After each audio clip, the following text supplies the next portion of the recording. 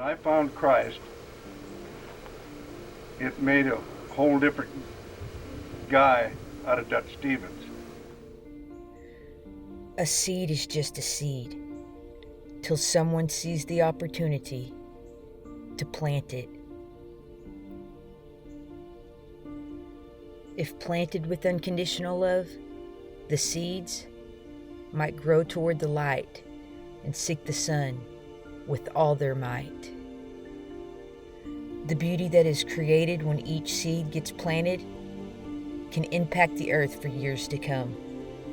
And if enough seeds are planted, the field that once was bare has life in abundance that knows a love that is never ending. But what if nobody would have ever planted the seed? And there isn't anything that anyone in this world, and especially my family, can do to make me stop loving.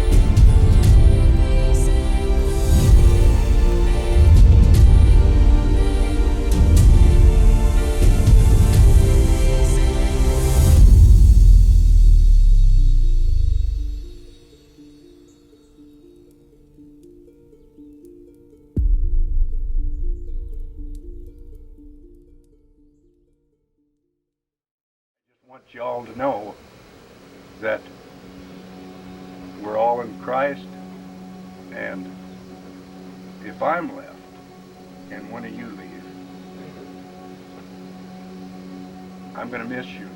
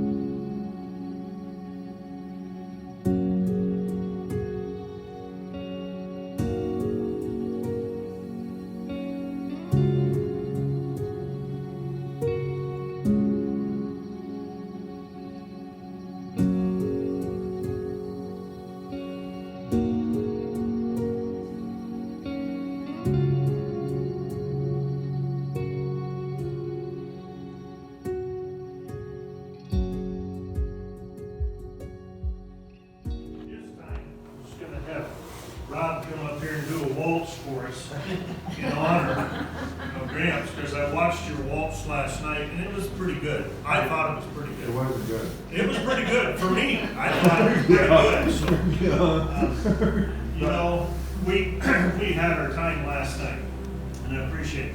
And I was able to speak with the honor guard this morning. And on behalf of the family, I think I can tell you that we very much appreciate you being here. Yeah.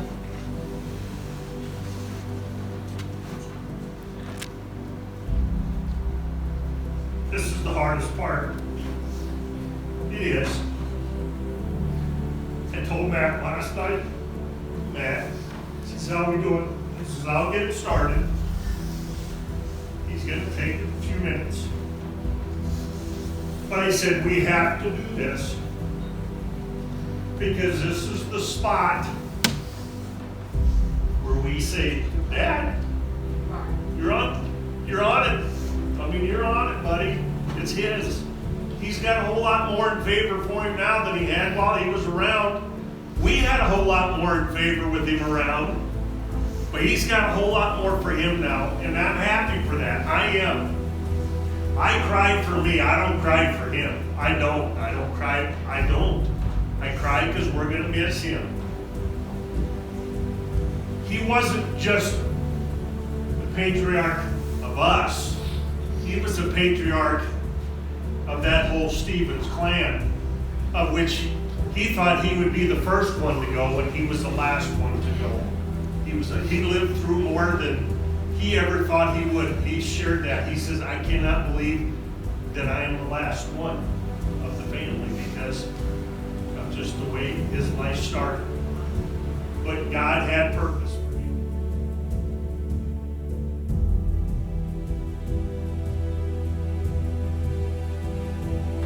pedophile. Aim. Left. Aim. Left. Aim. Left. Left.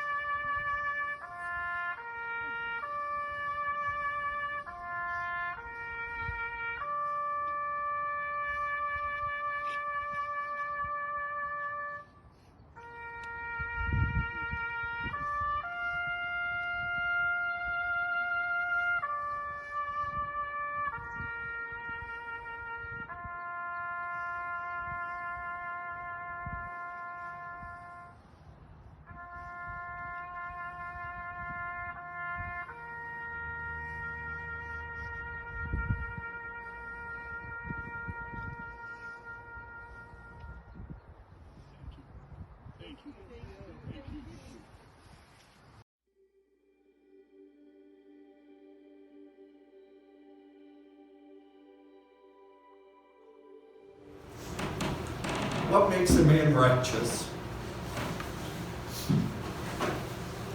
Is it his words?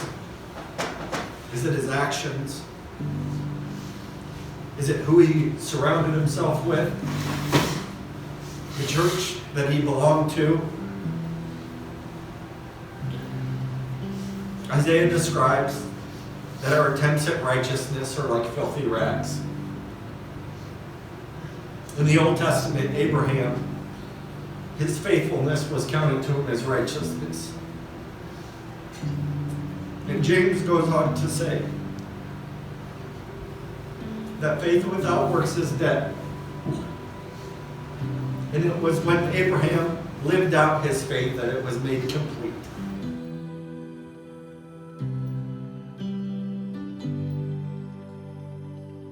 With us as we leave.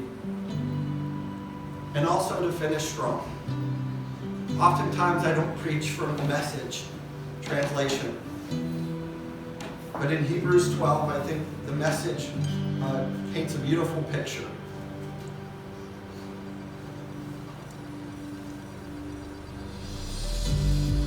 It says, do you see what this means? All these pioneers who blazed the way, all these veterans cheering us on. It means we better get on with it. Strip down, start running, and never quit. No extra spiritual fat, no parasitic sin. Keep your eyes on Jesus, who both began and finished this race we're in. Study how he did it, because he never lost sight of where he was headed. That exhilarating finish in and with God, he could put up with anything along the way. Cross, shame, whatever. And now he's there in the place of honor, right alongside God. When you find yourself flagging in your faith, go over that story again, item by item. That long litany of hostility he plowed through, that will shoot adrenaline into your souls. And I watched my whole life as he fixed his eyes on Jesus. And he pushed through whatever life threw at him, whatever difficulty he faced. And not many people can say that they finished strong. As Paul said, I've fought the good fight. I finished the race. I kept the faith.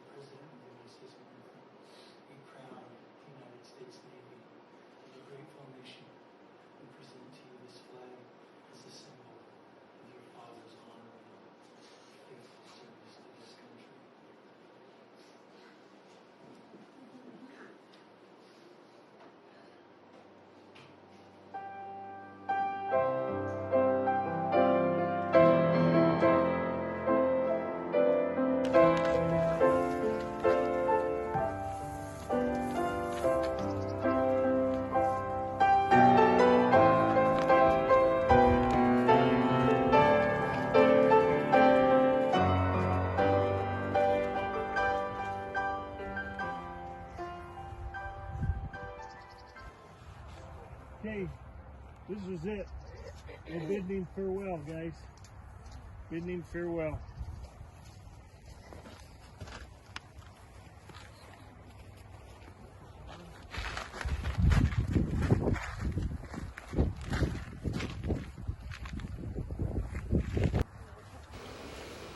This family as a whole, it just means the world to me. You guys are all great. Greatest family in the world. That's it.